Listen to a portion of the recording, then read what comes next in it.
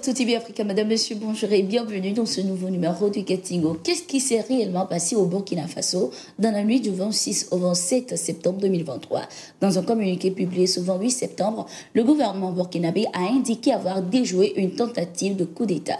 Selon les informations, quelques militaires avaient tenté de renverser le régime du capitaine Ibrahim Traoré. Instantanément, la population est sortie dans les rues pour apporter son soutien au président de la transition et à son gouvernement. À l'heure actuelle, des officiers et d'autres acteurs présumés impliqués dans cette tentative de déstabilisation ont été interpellés et d'autres activement recherchés. Le gouvernement rassure que toute la lumière sera faite sur cette tentative de coup d'État. Il invite la population à la vigilance face aux amalgames savamment entretenus, notamment sur les réseaux sociaux, tendant à impliquer certaines personnes dont le chef d'état-major général des armées et l'ambassadeur du Burkina au Ghana, pouvait-on lire dans le communiqué.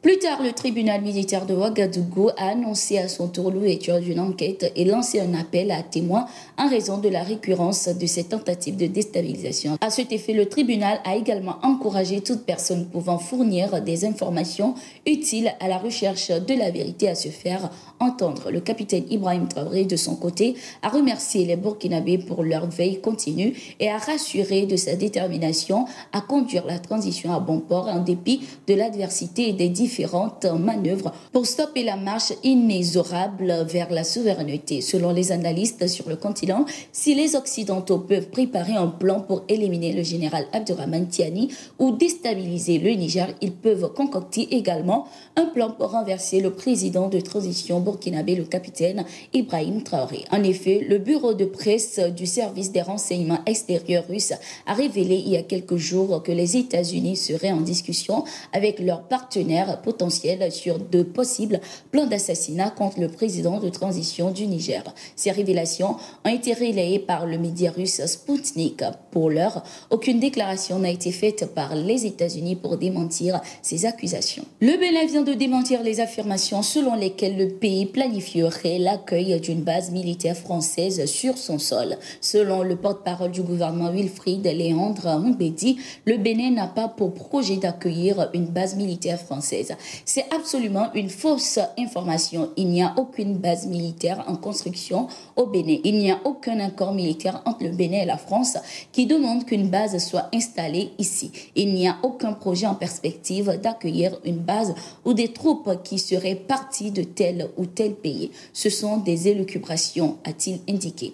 Notons que le CNSP accuse 3 pays de l'Afrique de l'Ouest d'accueillir les militaires français pour déstabiliser le Niger. À ces accusations, la France indique que la présence de ces forces dans ces pays se fait dans le cadre d'une coopération militaire. De leur côté, les 3 pays n'ont fait aucune déclaration pour démentir ces accusations. Au Gabon, la durée de transition ne sera pas connue avant avril 2024. C'est ce qu'a annoncé le Premier ministre de transition Raymond Ndong Simon lors d'une conférence de presse tenue ce 27 septembre 2023. Le Premier ministre a précisé que cette période de transition sera déterminée lors d'un dialogue national. Ceci afin de disposer d'une constitution plus démocratique visant à garantir des élections libres, transparentes, inclusives et des lendemains apaisés. Également pour poncer les plaies et éviter les erreurs du passé. Par la même occasion, le Premier ministre a annoncé le lancement d'un appel à contribution visant à recueillir les propositions des Gabonais. Une fois ces contributions collectées, une synthèse de toutes ces propositions sera faite avant l'ouverture du dialogue qui sera l'occasion pour en débattre. Je vais lancer l'appel à contribution la semaine prochaine. On va indiquer clairement ce qu'on attend et indiquer le lieu où les gens vont déposer leurs contributions. Je communiquerai le moment venu sur le volume de contributions reçues, a-t-il déclaré. Dans un communiqué publié ce 26 septembre 2023, Washington a annoncé la suspension d'une partie de son aide au Gabon, une réaction qui fait suite au coup d'État survenu le 30 août dernier dans le pays. L'objectif de cette suspension est d'examiner les projets et d'évaluer l'intervention anticonstitutionnelle des nouvelles autorités. Également, Washington a précisé que cette suspension ne concerne pas les opérations consulaires ou de l'ambassade des États-Unis.